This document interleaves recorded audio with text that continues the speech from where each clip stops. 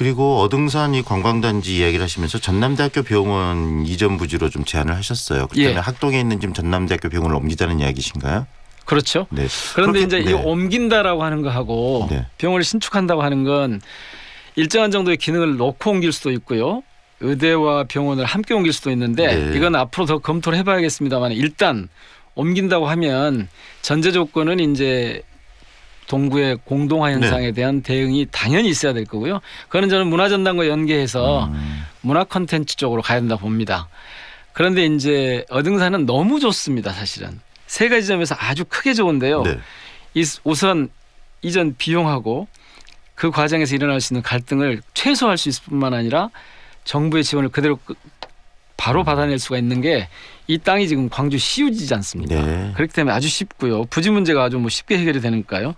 두 번째는 서남권, 광주 서남권의 중추적인 의료 복합시설 역할을 할 수 있다고 봅니다. 어등산이는 좋을지 모르나 좀 전에 언급을 하신 것처럼 그랬을 때 동구에서 빠져나가게 되면 이 동구를 어떻게 또 개발할 것인가 이 구도심의 공동화 문제까지도 같이 고민하면서 연계해서 이루어져야 되는 것 아니겠습니까? 그건 너무나 당연하게 저는 그렇게 해야 된다고 봅니다. 그건 뭐 지금 저희가 전남도청에 옮겨가면서 문화전당이 들어간 것처럼 그런 뭐 대안이 당연히 나와야 할 거고요.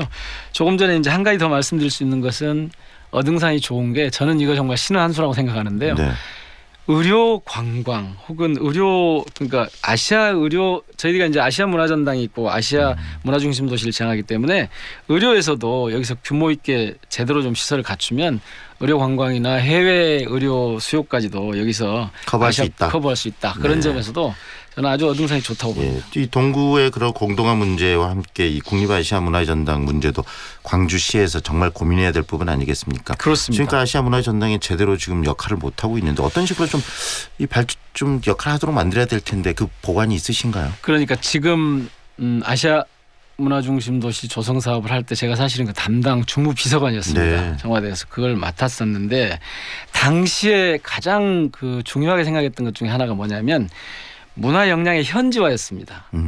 그런데 지금 가만히 보시면 전당은 덩그렇게 지어져 있지만 실질적으로 거기를 채울 콘텐츠가 현지화하지 않고 있습니다. 콘텐츠가 많이 좀 부족하죠. 아주 부족하죠. 자, 어떻게 이걸 풀어갈 거냐. 우선은 광주시가 개입할 수 있는 여지가 그동안 많이 있었습니다.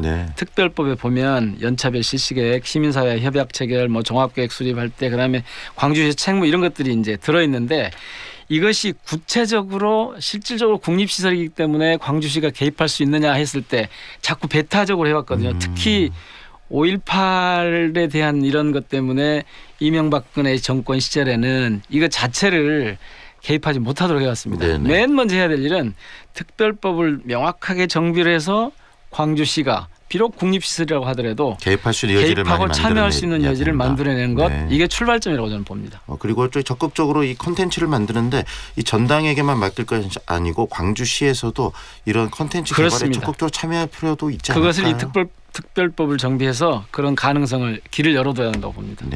그런 여러 가지 뭐 이야기들 쭉 우리 현안에 대한 이야기를 좀 해봤는데요.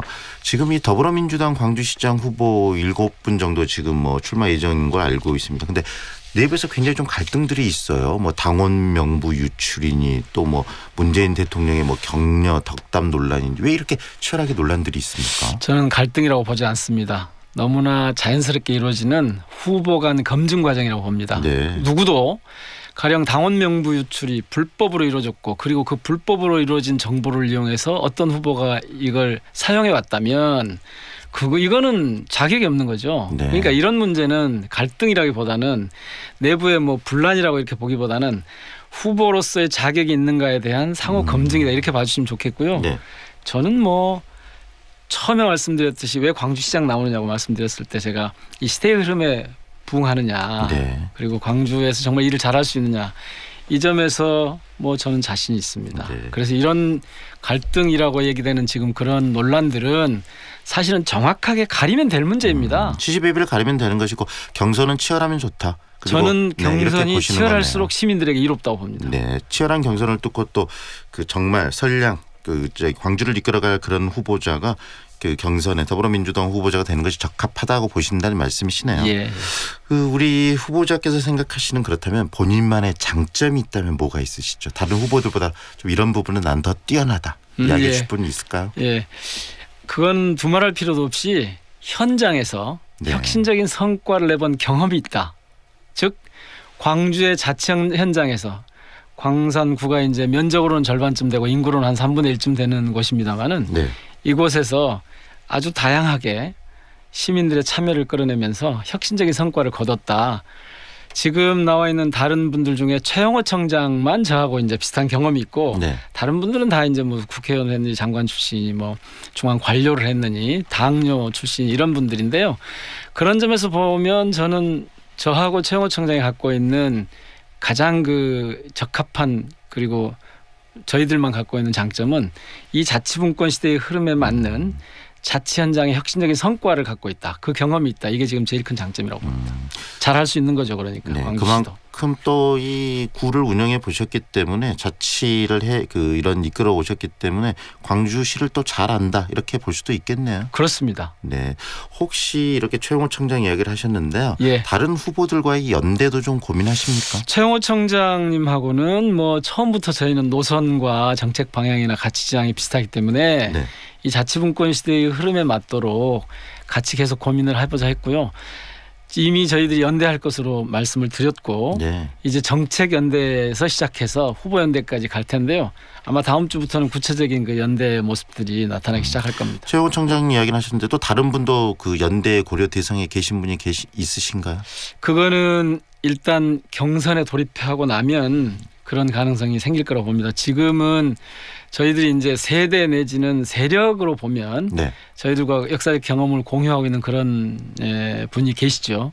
이런 부분은 조금 더 시간이 지난 다음에 저희들이 경쟁을 해가면서 네. 자연스럽게 저는 이루어지려고 봅니다. 결국은 경선은 치열하게 그리고 또 어떤 뜻이 맞으면 연대도 할 수 있다 이렇게 생각하고 계시는 거네요. 저는 사실 시민 공동정부라는 개념을 되게 좋아하는데요. 이 시민을 대표해서 일을 해보겠다고 하면 근래에는 무슨 부산 같은 데서는 원팀이라고 하는 그런 표현도 나오고 그랬습니다마는 그렇게 당연히 서로 함께 해야 된다고 봅니다. 네. 네. 광주시의 어떤 비전 그리고 앞으로 왜 우리 민 후보께서 광주시장이 돼야 되는지에 대한 이야기들을 쭉 들어봤는데 마지막으로 청취자분들께 한 말씀 해 주시죠. 예, 그동안 광주시장을 여러 경력을 가진 분들이 해왔습니다. 그런데 시민들이 크게 만족하지 않는 것 같고 또 광주가 아주 미래에 좀 그 품격 있는 도시로 네. 또 부강한 도시로 그 공정한 도시로 이렇게 잘 가고 있다고 여기지 않는 것 같습니다.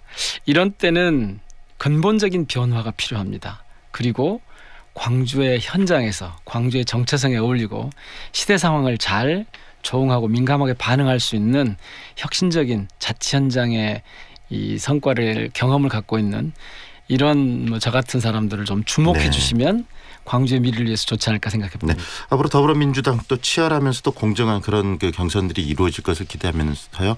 오늘 인터뷰 여기까지 하겠습니다. 감사합니다. 고맙습니다. 지금까지 더불어민주당 광주시장 후보시죠. 민영배 전 광산구청장과 이야기 나눴습니다.